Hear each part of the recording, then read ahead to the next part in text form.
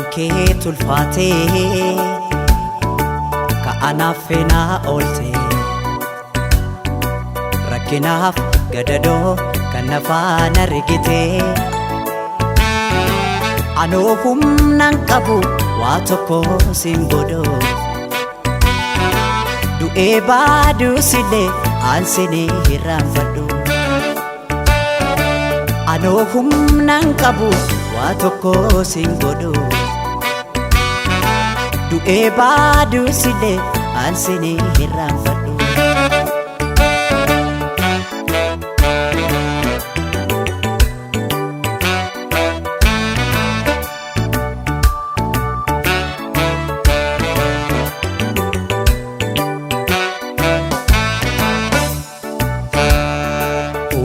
dandeessuu koo yaa bara fakkaatu narra gaasiif baha kan akka kee hin jirtu rabbaanaaf si uume hunda kee tottolchee keessa keefi bifa kee walqixa bareeche hunda dandeessuu koo yaa bara fakkaatu narra gaasiif baha kan akka kee hin jirtu rabbaanaaf si uume hunda kee tottolchee keessa keefi bifa kee walqixa bareeche jireenyi koo marri jireenyi dacheerra si malee naan ta'u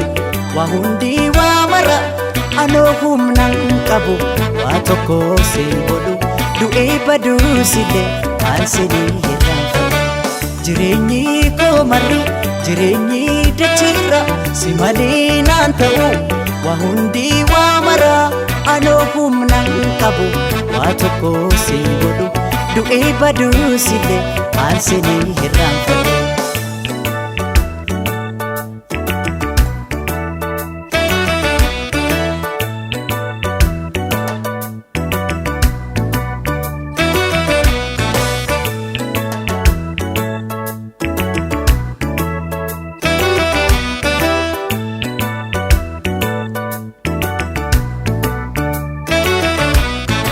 olmaan kee tulfaatee ka'anaaf feenaa oolte rakkinaaf gadadoo kan nafaan argite anoo humnaan qabu waa tokko sin godhu du'ee baaduus illee aansinii hirraanfadhu anoo humnaan qabu waa tokko sin godhu du'ee baaduus illee aansinii hirraanfadhu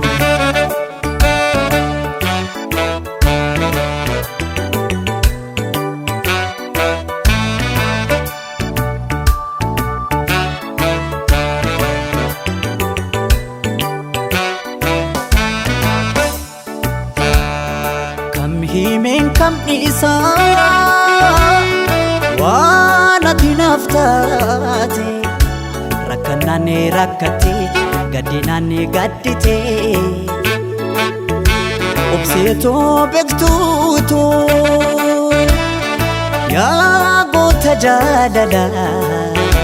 naaf jiraadhu malee maalan jedha sila kam himeen kam dhiisaa waan ati naaf taate rakkanaan rakkate gaddinaan gaddite obsee koo beektuu koo yaa goota jaalala naaf jiraadhu malee maalan jedha sila waa'ee kee ibsuudhaaf an jechootan qabu yoo jirtuun an jira kanaan achiin jiru anoo humnaan qabu waa tokko sin godhu du'ee baduus illee aansinii hirraanfadhu waa'ee kee ibsuudhaaf an jechootan qabu yoo jirtuun keessaan jira kanaan achiin jiru anoo humnan qabu waa tokko si godhu du'ee baduu silee kan silee irraanfadhu.